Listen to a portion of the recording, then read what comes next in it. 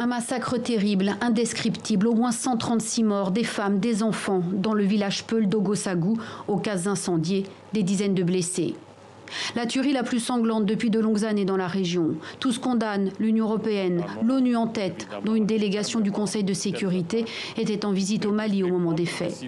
Certes, il y a une inaction de la part des forces armées, mais c'est avant tout des mouvements qui partent d'un sentiment d'abandon des populations et qui sont autant sur l'aspect sécuritaire que sur l'aspect juridique ou même du développement. Ce gendarme en civil, évanoui et rapidement pris en charge par ses collègues. Des images qui montrent l'extrême tension régnant sur cet archipel de l'océan Indien après le premier tour de l'élection présidentielle de dimanche. Plus d'une centaine de partisans de l'opposition ont été violemment dispersés par les forces de l'ordre. Bilan, au moins 12 blessés.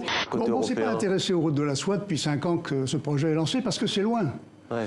C'est loin, on n'est pas encore dans le coup, si je puis dire. Or, les Chinois savent très bien que l'Asie centrale, c'est un gros nœud de résistance, le Moyen-Orient, très conflictuel.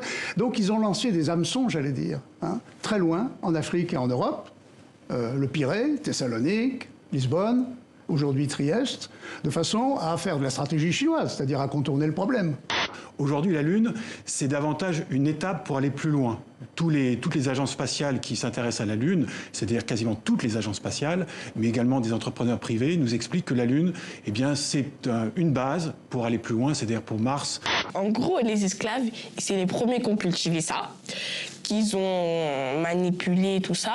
Après, ils ont croqué dedans, ça leur donnait du sucre pour pouvoir continuer à faire le travail de leur maître, leur patron. Ben voilà. Ouais. Moi, ce que je voulais, c'était qu'ils s'approprient l'objet, qu'ils me racontent leur rapport avec cet objet. On a travaillé à ça pendant toute l'année.